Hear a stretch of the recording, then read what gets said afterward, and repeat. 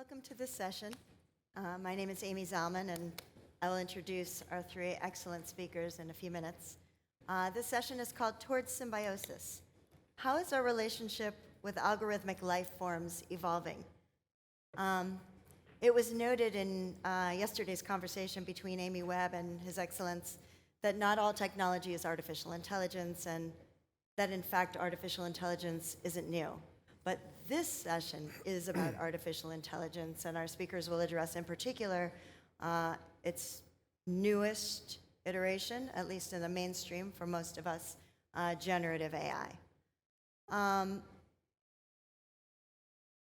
think that I'm not alone in feeling that our engagement, our human engagement with artificial technology, artificial intelligence is at a tipping point.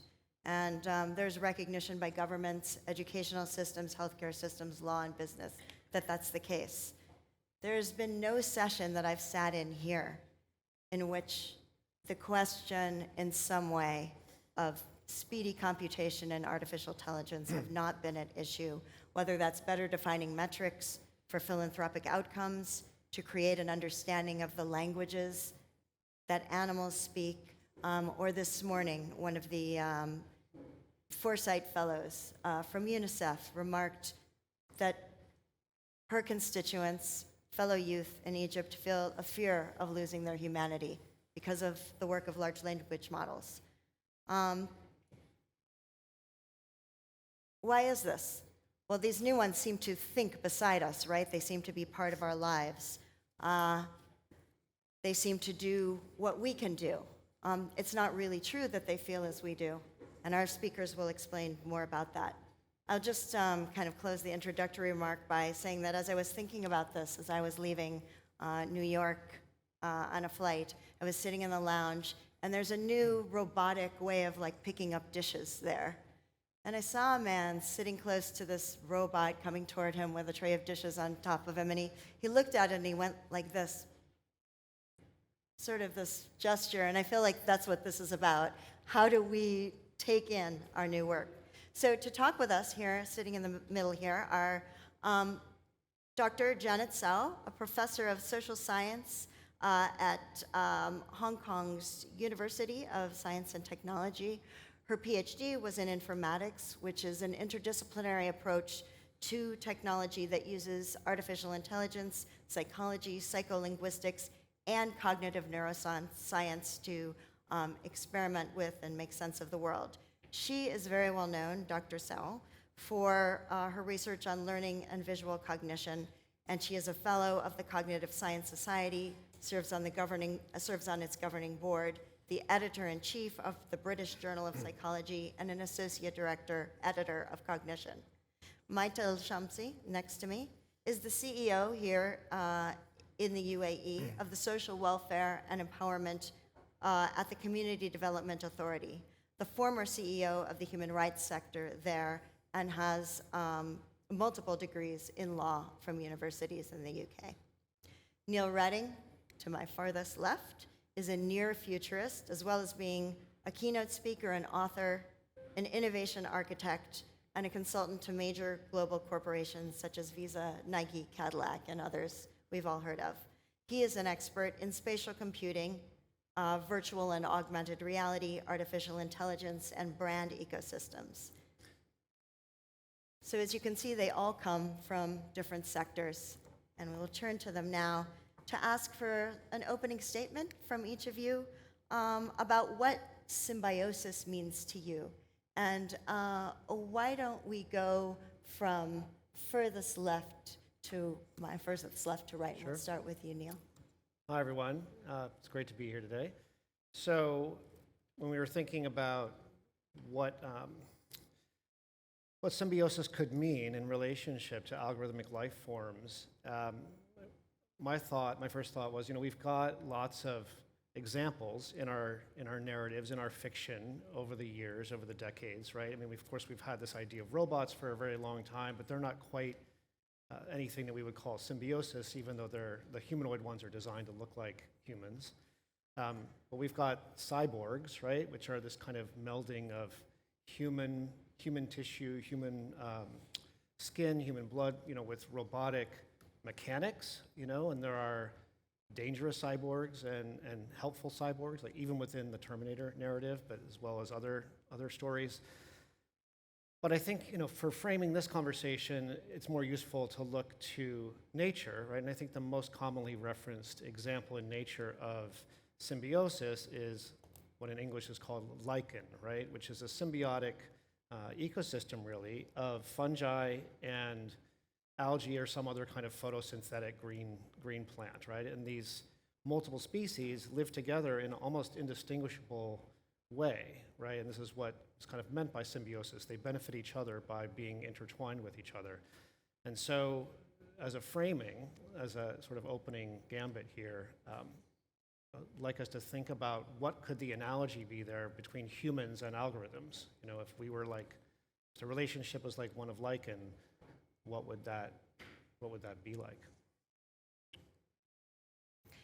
Okay, first of all, thank you very much for having me here. So as a cognitive scientist, I would like to share some of my perspectives from cognitive science. And I think we can look at the relationship between AI and humans at 3 levels, kind of related to how AI technology evolves over the years. So the first thing I want to talk about is the impact of AI on our current life. So we now know that AI has become more and more integrated into our daily life, and it makes our life very efficient.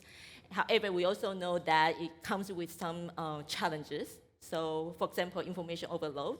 When information is very easy to get, and it really challenges our executive function abilities to focus on important things that are important to us, and while inhibit things that might be irrelevant or distracting. And another good example would be cognitive offloading. So we started to use AI to replace some cognitive tasks that we perform in daily life, such as we use GPT to help us to summarize articles, to generate art images, to caption images, to explain images. And so the danger or a risk associated with this is then it will limit a lot of opportunities for us to develop cognitive abilities. And that might be a particular important issue for children because they are still learning and they try to develop their cognitive abilities. And I think it's important to recognize that there will be individual differences in how people can deal with these challenges.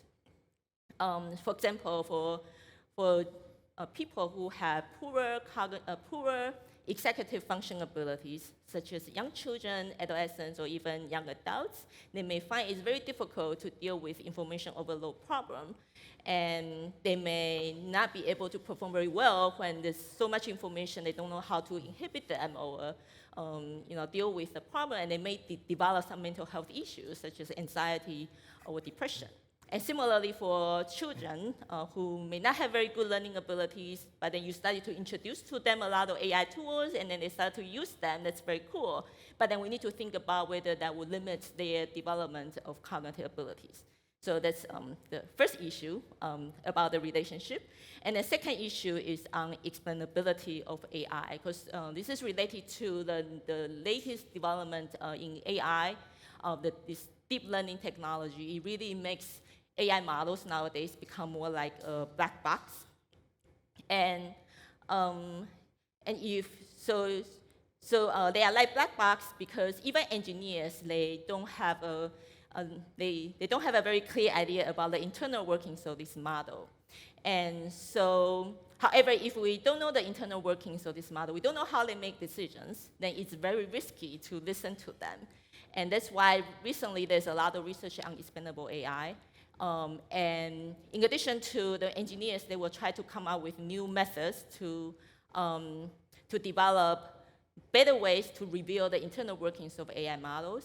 And in addition to this method, in cognitive science, we also started to use experimental psychology or cognitive science approaches to study machine behavior. And this is because, for us cognitive scientists, for a long time, if you look into the history of cognitive science, so we have been developing a lot of different methodologies to help us to understand the human mind as a black box.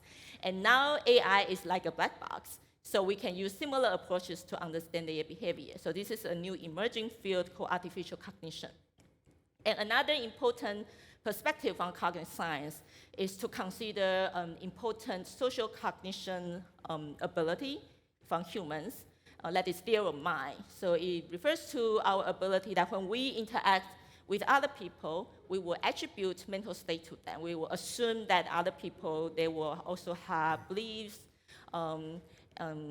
intention, attitudes, preferences, and then that will help us to infer other people's actions and also try to understand other people's behavior, and that will help us to better interact with them. And recent research has shown that when humans interact with AI, we also typically assume that AI will solve problems or perform cognitive tasks in a very similar way to humans. And it will study to update this belief according to our observations about the differences between human and AI. And that's why it's important to do more research to compare human intelligence and artificial intelligence, because that will help us to better understand AI. And the final point I want to mention is more about the future. Just want to share that this relationship with AI in the future really depends on how AI will evolve in the future. So right now, although AI is showing intelligent behavior, their intelligence as compared with humans is still very limited. So one important thing that we need to know is that right now they are showing intelligent behavior is actually because they are learning the statistical regularities from a large amount of data. But it's from in some way, humans can do that too, but in some way, a lot of other human cognitive abilities, such as how we count, how we reason about things, it's the way humans do it is actually very different from AI. So I think that looking into the future, what AI is lacking now is some kind of world model knowledge, and I believe this is going to be developed.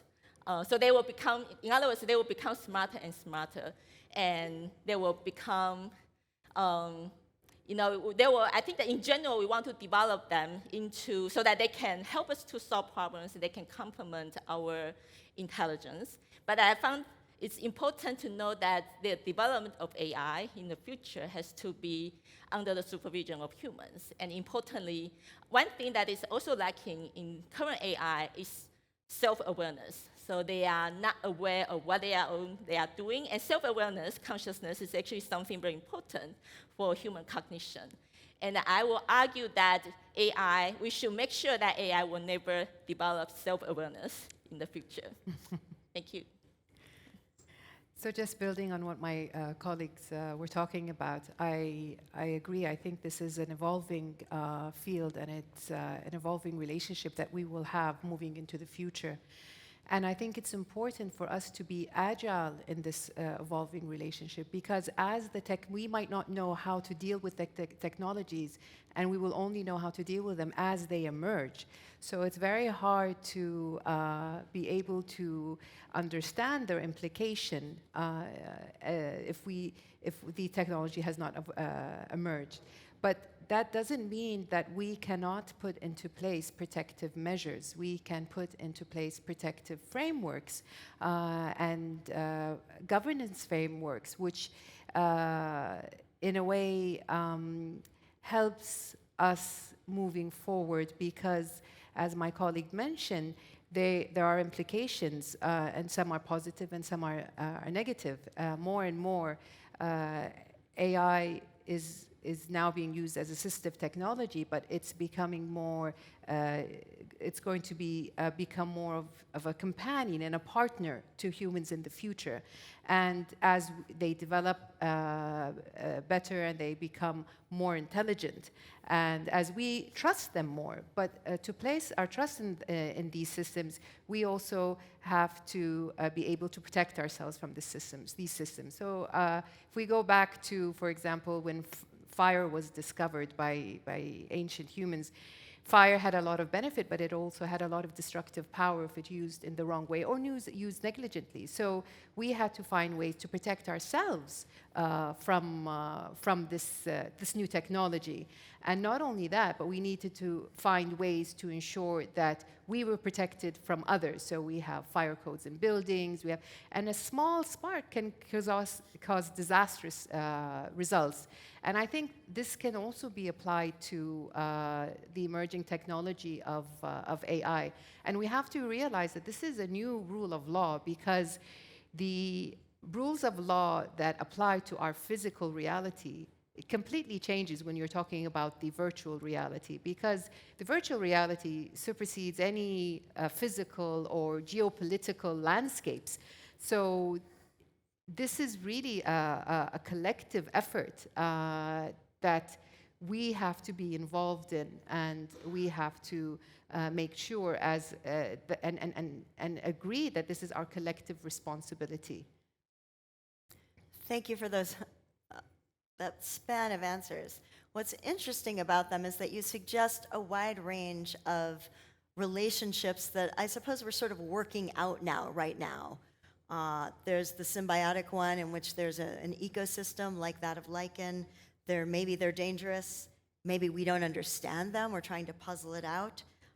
We get overloaded by what they present for us. So all of these sort of models of human relations with other humans are kind of suggested by you in both positive and negative frames. Let me push a little bit and ask you what you think the implications are for, since we're in the transforming humanity room, either in the near or more distant future, what does this really mean for us, our humanness, if you'd like to answer that? And if not, maybe think a little bit further on either the positive or negative effects that you have already suggested in your opening remarks. But what about our humanity? And let's go to you, Neil. Yeah, sure. No, I think a lot about this. So if we take a step back, and I love, and I'm going to come back to things that both of you have shared, because I really love them. But you know, the framing here of towards symbiosis, you know, how is our relationship with algorithmic life forms evolving? It makes sense, I think, to just take a little brief history of algorithmic life forms, we could say, right? So if we just start with the 21st century, 20 years ago this year, Facebook showed up, and maybe 2 years after that, there was this thing called a news feed, right? Which was an algorithmic surfacing of content that Facebook thought we would want to see, right? Either posted by our friends or maybe news sources that we were interested in.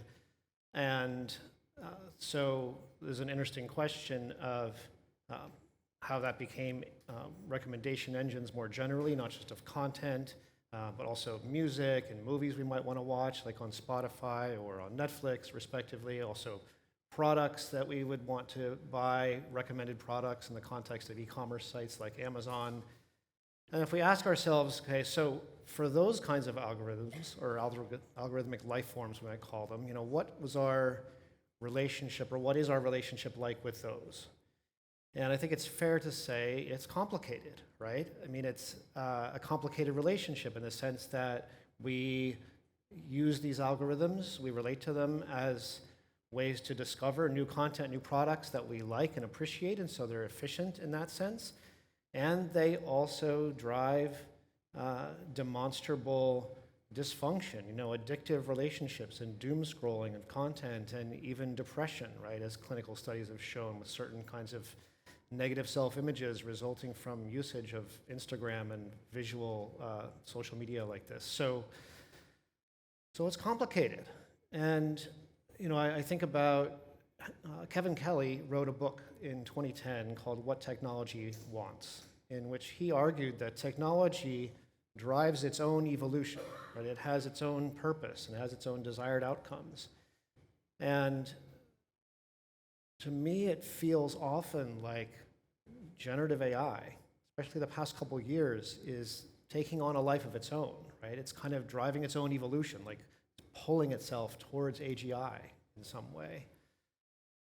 And so really the advancements in AI over the past couple of years, and we've spoken to them here, have just been so profound that the ground rules have changed. And we've already spoken to how, you know, AI is no longer just doing what we've grown up thinking of computers doing, just executing instructions we give it, but it's become creative, it's strategic, it can take its own initiative. And taking initiative and being responsible for delegated tasks is something that AI agents are really going to start to manifest in the coming year. I think 2025 is going to be really huge for that. So, if we ask the question of what's really, how is our relationship evolving here, AI and these technologies are really, for the first time in living memory, or maybe even in history, challenging this notion of human supremacy, right? Which we've all taken for granted our whole lives, that we humans are the dominant species on the planet, right? We are the smartest, the most capable, we're in control. And AI, I think, is challenging this idea, right? It's a new, I think it's most useful to think of it as a new species that has many peer-like qualities and may be superior to humans in certain aspects, if not now, in the coming years. And so there's a way in which the standard off-the-shelf narratives about AI, which we've already touched on, AI is going to save us, AI is going to destroy us, or it's going to take our jobs. I mean, we've heard these so many times that they're almost boring, but I think they're also unimaginative. What I would offer, just by way of closing this little exploration, is a third way, which is that, I think we've also touched on it, that AI is a new kind of species that's emerging as a participant in these collaborative ecosystems of our teams, in our work, in our homes even. I mean, someone was just telling me the other day about how much their young children are enjoying having conversations with ChatGPT voice conversations, right? Which is absolutely feasible now.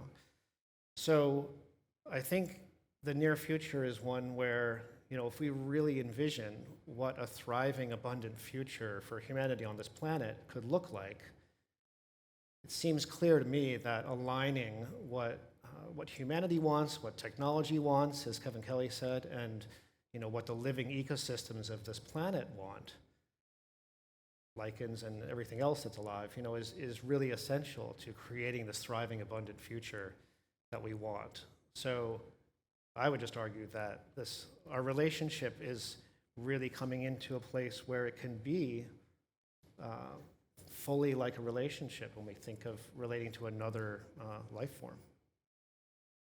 Yeah, so I really like the idea to consider AI as a new species. So again, because I'm a cognitive scientist, I will offer my view from cognitive science. Actually, in cognitive science, the nature of human intelligence is always a heated topic. And for a long time, we try to understand the mechanism underlying human mind and the human intelligence using different methods, as I mentioned, and then actually using artificial intelligence, using machine learning methods and build computational models has been a very important method in cognitive science when we try to understand human mind. So I think Amy's question is excellent because it really reminds me about the original purpose of building AI models, right? So from cognitive science of view, we want to build models that can clearly specify the type of information processing mechanisms underlying human intelligence as a way to understand human intelligence. But the funny thing is that now the models, in earlier models, they are simpler, much simpler. And then now the AI models become more and more complicated. And they started to differ from the type of models that we use to simulate human intelligence. And I think it's important to know that although when artificial intelligence started, we tried to build models that can simulate human intelligence because we thought human intelligence is the best model for us to build something else that is artificial but also very intelligent. But then later on, we found that human cognition actually also has a lot of limitations. For example, we have very limited attention ability. We can only attend to one thing at a time, right? But AI models, they don't have this limitation. We don't need to implement this limitation inside AI models. So indeed, that will tell you that gradually AI, indeed, they serve a different purpose. They try to help us to solve problems, and they will gradually develop into something that perhaps will become very different from human intelligence. So to answer Amy's question, I think through research over the years in both cognitive science and AI, indeed, on one hand, I think the development of these AI models really help us to better understand the nature of human intelligence. And then on the other hand, the knowledge about the human intelligence and also the difference between human intelligence and AI will also help us to build better AI models. I think the future, we're talking about transforming humanity. So the future, His Highness Sheikh Mohammed said, the future belongs to those who can imagine it, design it, and execute it.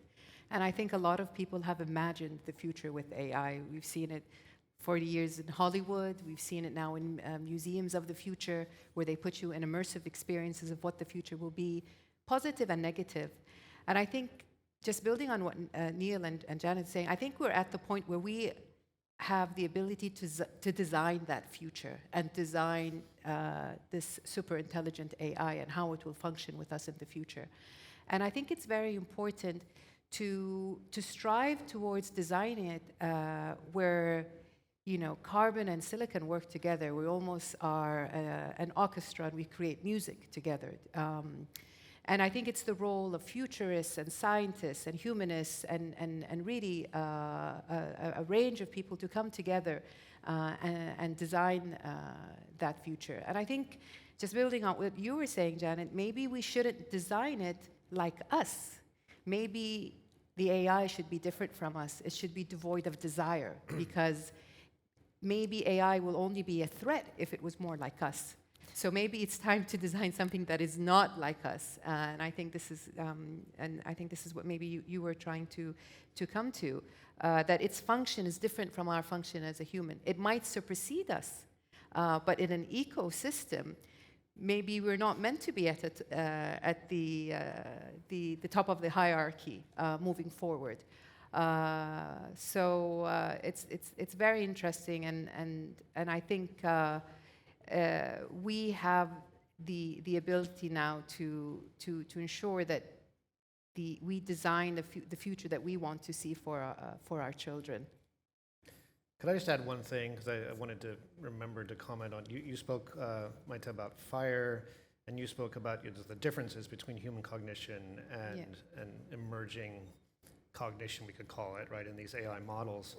And something I'd heard not long ago in the context of thinking about AI as a new species and the potential dangers, and also the conundrum or the problem of explainability, right, which you touched on, and which is a big conversation in AI, which is, just for anyone who is not familiar with it, just the problem generally is that even the developers of these models can't often explain how they're arriving at the conclusions they're arriving at, that there's these emergent properties that are unexpected, unintended by the developers.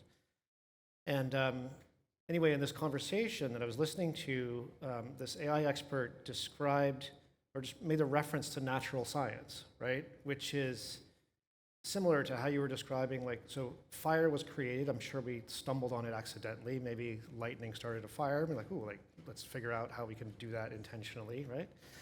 But throughout our existence as a species, right, as Homo sapiens, we've discovered all kinds of different species. We're discovering new kinds of creatures all the time. And we have natural science, which is like a set of methodologies and approaches to systematically understand the behavior of a new species, right? What's driving it? What is it trying to do? How does it behave? How does it work? And bringing that concept of applying natural science to these models was, I felt, really an enlightening way of thinking about explainability, right? It's just, well, if we think of AI as just we just discovered this new species. We don't know why it does what it does. Well, we can apply principles of natural science to study it, just like we've done with fire. And then by studying it, understanding it, we can create guardrails for ourselves, right? Same thing applies with dogs and cats and other creatures that we've domesticated, right? I mean, we understand what drives them, how they behave, and then we figure out how to coexist with them, right? How to live harmoniously with them. And I think AI is going to be the same. I'll ask one closing question, and then we'll open it up to your questions and conversation, and make the conversation a little bigger. You are a phenomenally optimistic group. I love it. So maybe the audience will ask some questions about that. So I will close with a question that may engage you in discussing risk, but maybe not. And that is recommendations. You've given a few for near and further stakeholders. They may be policymakers, they may be parents, they may be developers, they may be academics. But could you offer some closing words on what you think should be done next by someone who holds a stake in the future of the development of our symbiosis?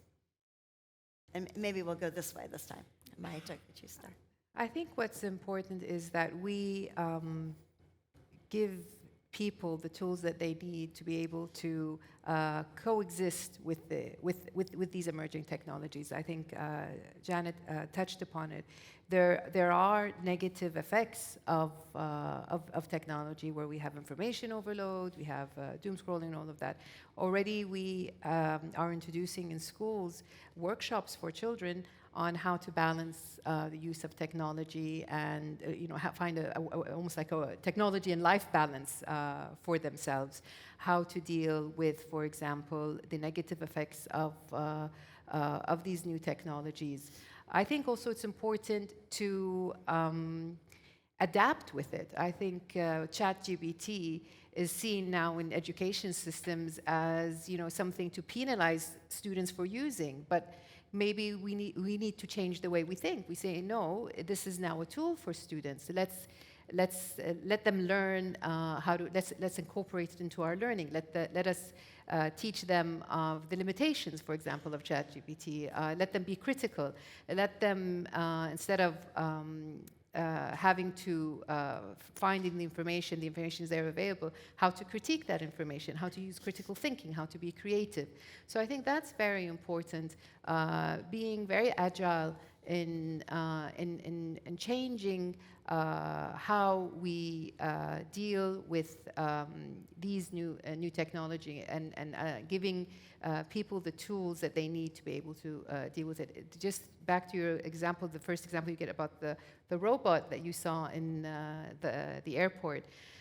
I saw a video of these robo vacuums that innocently are cleaning up things around the house, but they have cameras that people can actually hack into.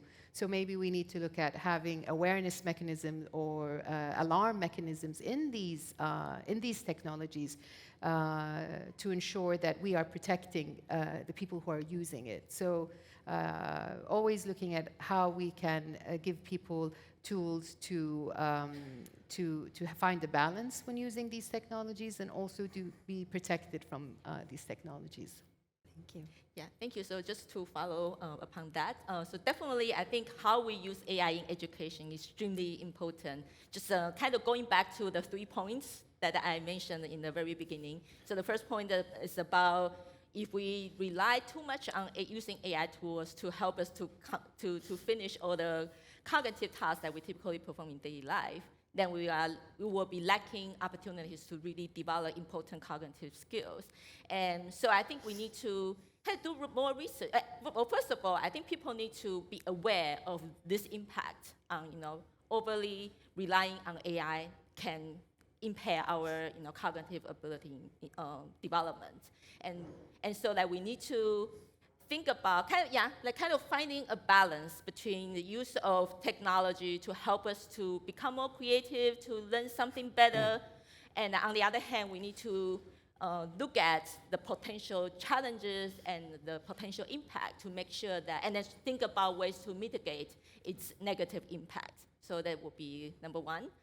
And number two, kind of going back to expandable AI idea, and then so Emmy mentioned about, we are a little bit too optimistic, maybe because, but indeed, AI comes with a lot of risks, and that's why we need to understand the operation. So for example, we know that right now the current deep learning AI relies on a large amount of training data, and then so if there are biases inside the training data, it's going to be shown in in the machine's behavior. Then if we are not aware of it, then if we just follow whatever decision is made by AI, then we are going to come out with, we were going to make a lot of unwise decisions that could be seriously biased. So right now there's a lot of work on AI ethics and governance to look at these issues, to try to discover by perhaps comparing human data with machine behavioral data to try to understand the source of these biases, and then try to use some algorithm methods to better align these models with human value and human cognition. So I think this research is very important, and it has to, we need to continue doing this. And then also, again, about AI governance. So I already mentioned earlier, right? There are limitations of how much how much we allow AI to evolve into. And then definitely it has to be under human supervision. And I think in general, we should be thinking about AI as complementing what perhaps human intelligence cannot achieve, right? We should be complementing each other's ability, because we have pros and cons, we have our own limitations, and we should work together, and then we should recognize the things that shouldn't be developed in AI, as mentioned, like self-awareness or self-preservation. These sorts of things should be, we really have to prevent that. Yeah. I'll keep it brief, because I think you've both covered some really important topics. I might also take a slightly different angle and maybe even disagree, or in a certain area, which is many of you, if you're paying attention to the evolution of AI, there's this conversation now, not just about AGI or artificial general intelligence, but about superintelligence, right? And in the context of superintelligence, I'll just say with generative AI, so far, a lot of the conversation has been like, let's supervise it as humans. Let's make sure that the answers coming out of these models are correct. Let's make sure that they stay within the bounds of the guardrails we set up, and those are definitely important intentions. But there's a lot of reason to believe that we're going to have superintelligence, meaning, AI models that can do vastly more in the realm of intelligence or maybe intellectual activity than humans can do. And therefore, if they can do this, it may be impossible for us to even evaluate, like, what are the answers that are coming out of this, or what are the results they're producing. So I just say that not to be scary in any way, but just to your point, Amy, the reason why I'm optimistic, I don't know if I would even say optimistic. I would just say that these models aren't going anywhere. I mean, AI, like I was saying earlier, referencing Kevin Kelly's book, I think technology is driving its own evolution. Like, technology has this sense of being a juggernaut in certain ways. And what we're emerging into in terms of an era, I think, is, we're learning how to cohabitate on this planet with AIs. And it's like a new species. And so it may be that it gets out of control sometimes, just like dogs and cats do. And hopefully, it won't cause more damage when it gets out of control, because we'll learn, like we do with dogs and cats and cows and other animals, like how to work with their natures so that we minimize harm and maximize benefit to all, right? I think that's the framing of symbiosis here, that we're looking at how can we move towards a symbiosis between humans and these algorithmic life forms. So, I think I would just leave it with pointing us to the way we live in symbiosis, or at least harmony with other living creatures, and offer that that's the framing that we could most usefully bring to AI. All right. And I'd love to hear the questions. Yeah. It's not going anywhere, and neither Oh, are amazing. you. Okay. Amazing. Why don't we take these in sets of, we have about 5-10 minutes most. Let's take 3. Can we do that? And do sort of, let's start with you in the front, sir. We'll take 3 questions, and then we'll answer, and then we'll do one more set. Thank you so much for the insightful sharing. Recently, I think in the past month, there is an AI agent becoming a self-created millionaire US dollar. So it is basically an AI agent by a researcher from New Zealand, and then it tweeted, and then it raised funding from very high-profile VC, and then it issued issue cryptocurrency, and then the currency becoming with high value, and then becoming multi-million dollar. So the question is, after listening to all the sharing, it seems that in future, the AI will be coming more advanced than we imagine, and then may perhaps compete with the resources we have. And when we talk about the next generation, it's no longer talking about using AI, but maybe leveraging AI to make money, and with resources and capital, then it can bid for other resources and competing with human being. So it's an open question. How do we deal with it? How do you foresee this trend and the acceleration? Thank you. Great. Let's get a couple more questions under our belt. Why don't we take one from the back? And I don't want to make your life very hard. We want to make sure the side of the room also gets to ask questions. So short and sweet question for you here. Somebody mentioned about kids growing up today with ChatGPT and trusting it. So I was just wondering from the panel's perspective, which region or which country in the world is going to be the society where the kids growing up today actually prefer and trust the AI tools more than human beings, whether it's as a co-worker, a friend, a doctor, or even a romantic partner? Which Wonderful. culture? They make money, they fall in love. And let's take the, with the black shirt, the woman with the black shirt. Yes.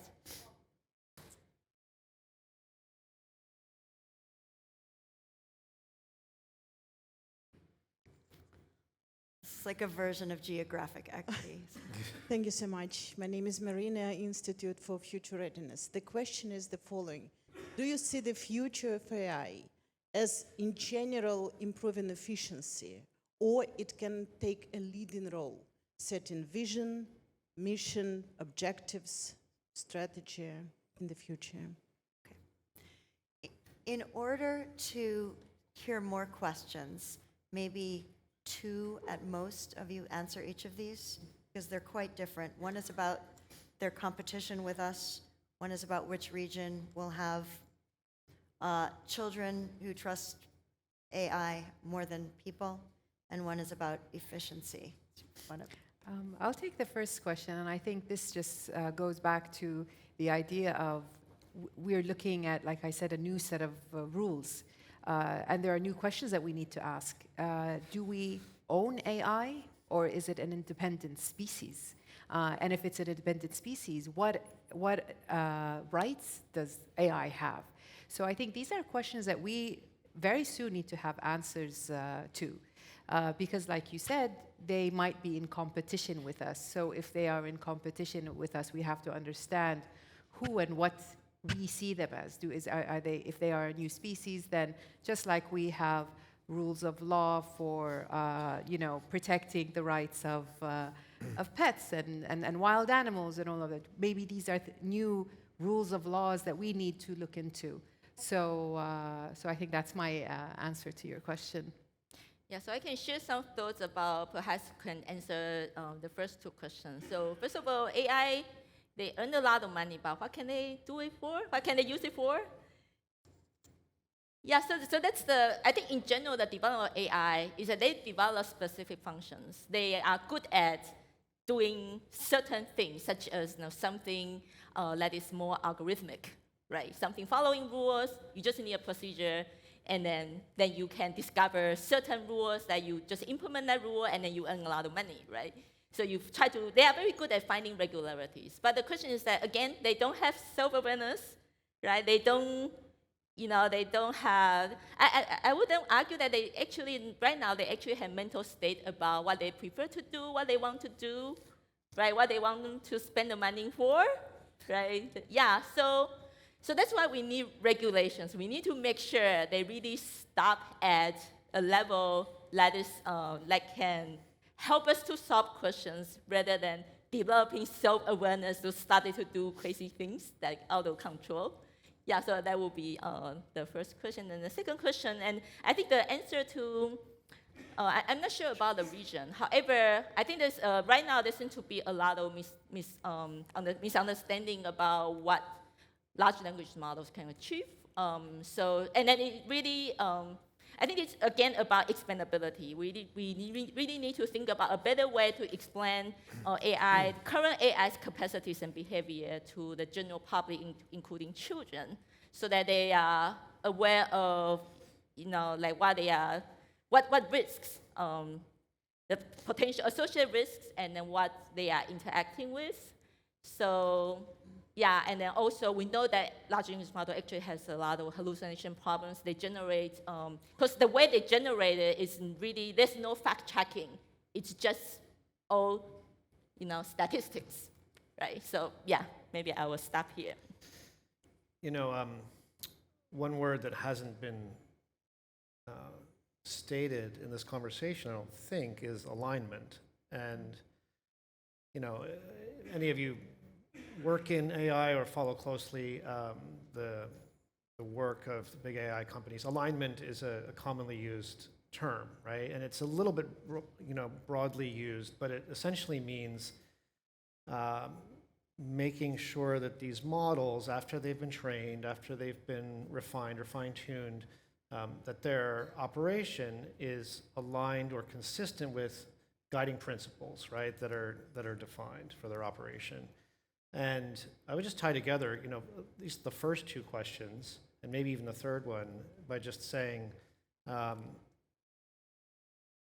alignment is really, really critical.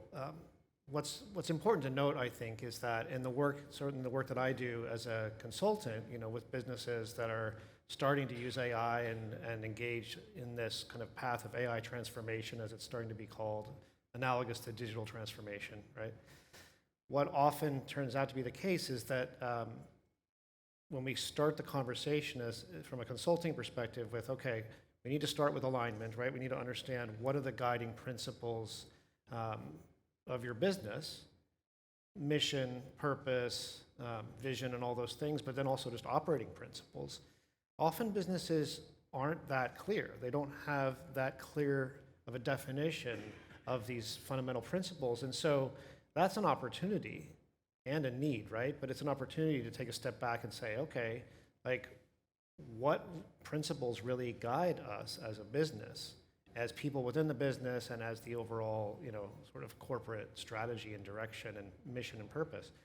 So I would just offer that the alignment, defining principles at the level of a business and at the level of humanity, at the level of, to your point about kids using ChatGPT or which cultures, I think at the level of cultures, at the level even of, families, right? Any of us that have children are having to have conversations, right? About, not just using iPads or iPhones or computers, right?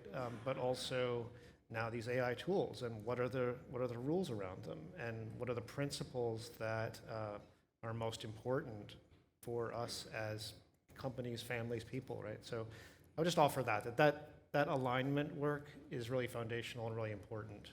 Yeah. And highly recommended. We have time for 3 more questions. If we don't get to yours, which we won't get to everyone's, I really highly encourage you, so I'll make a closing, bid for this right now, that you come and you have additional conversation with our excellent speakers, Neil, Janet, and Maitha. Okay, let's go to 3 questions. So now that's really hard. You stood up, you made it difficult. Okay, we'll do that, because you did that. And these 2, I'm sorry, gentlemen, please speak to our speakers afterward. Hopefully they'll answer your questions. Hello. Yes, thank you, everyone. Hello. I think another word I didn't hear is like designing new systems, because I think that's what we're trying to answer.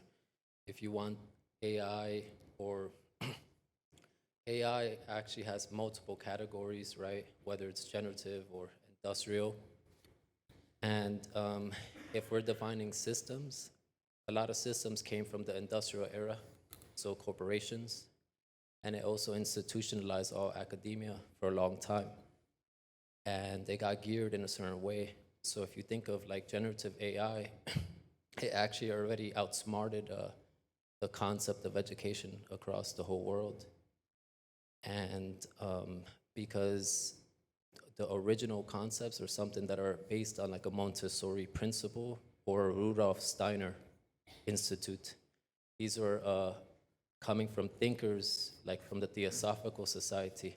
They were more spiritual and they were meditating, and they have studied all the occult practices that existed in human history for a long time.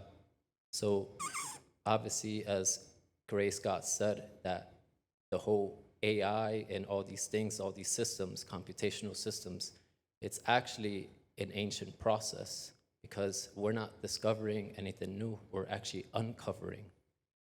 And so I bring it back to, we are here to design a new system, something similar to symbiosis, or how someone, the guy who wrote the Sustainable Manifesto from the UN, he said the Symbiocene, that's post-Anthropocene. If we don't get all our institutions in the world and governments to unite under that collective alignment, that collective vision, then we will actually head in any kind of imagination that we choose as a society.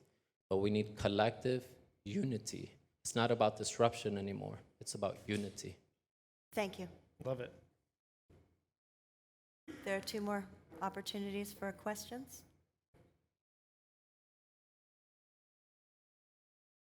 Hello. One question keeps coming back to me. It takes basically one sentence to change the whole thing.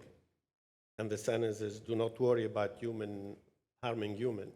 And this sentence will change pretty much everything we can get from any server, any AI. So I don't know what you think about that.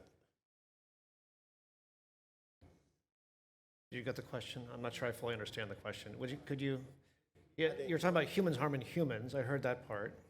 I'm saying we're adding just that sentence to a server and things will change. Basically, the sentence we're going to add, or the rule, whatever you As a want to rule. call it. Yeah, Yeah, like no harming humans. Harming humans, actually. Now it's written no harming humans. Anything you ask any server is basically, the first rule is not harming humans. It takes one crazy guy to change that and to put one more rule or delete that one, and things that will change. So I want to think about that. It's a question about changing rule sets to harm people as opposed to not. And we'll hear one more question.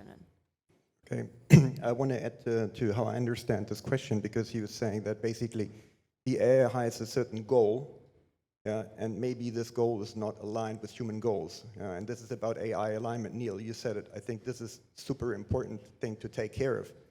And the question is, how can we create a symbiosis like where AI and humans, they actually have a mutual interest to exist?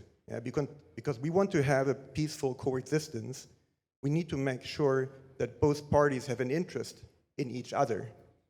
And I'd like to ask a very practical question. Dubai has this method of sandboxing. This is very innovative in the world. I think this is a great concept. We should have it in more places in the world. So if you imagine a sandbox where we can try out some kind of symbiosis, how could this look like? What's your take on a sandbox for AI alignment? How could that look like, would be my question. Like just an example.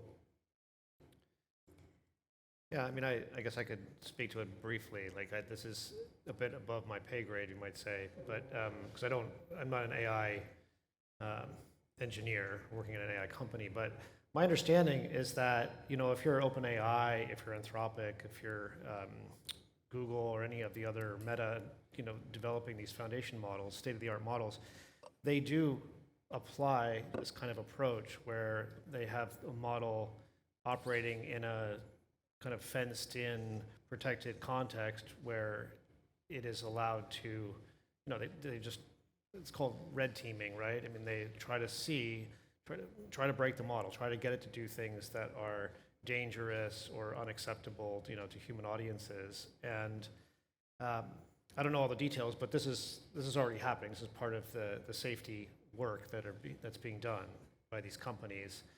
I think the first part of the question, I think you're asking about, and I think the previous questioner was asking this as well, pointing to the question of symbiosis, like what would symbiosis look like?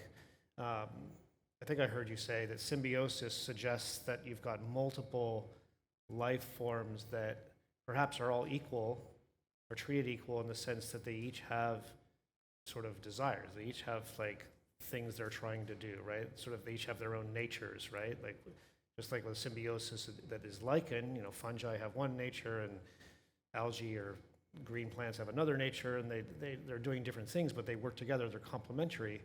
If we ask that about AI, like what is AI trying to do, separate from just what we want it to do, that's a very interesting question. I think it's, some people disagree this is going to happen, but if AI continues to advance and starts to feel like it's taking on a life of its own and it has its own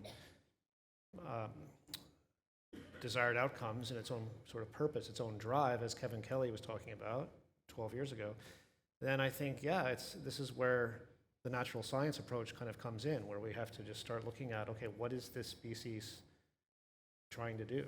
And then it sounds a little scary because I think we just haven't ever had to deal with this kind of species that is in some ways superior to us, if that's where it's heading, which it seems to be. So, but in some ways it's like, and I think the first questioner was asking this, or at least I heard it in this, we humans already have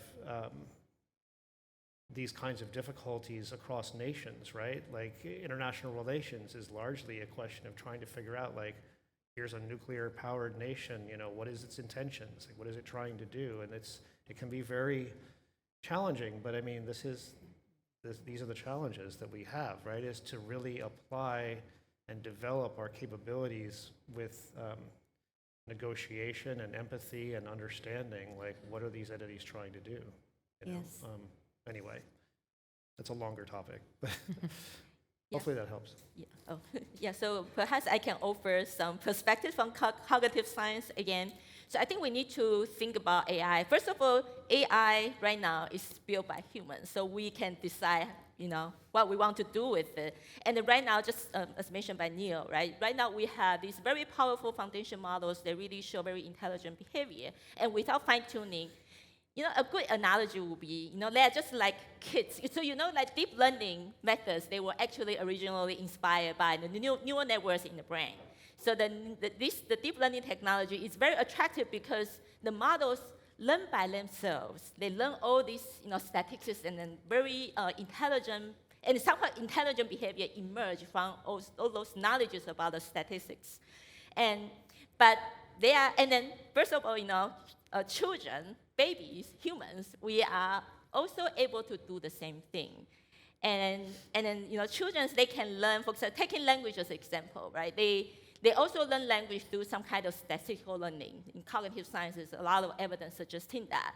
However, so that's why sometimes kids will say something inappropriate, just like large language model, because they are just learn that, after this sentence, after this context, typically this word is being generated, right? So, and however, in social occasions, sometimes it will be inappropriate. Then how do kids learn, some things are appropriate or inappropriate?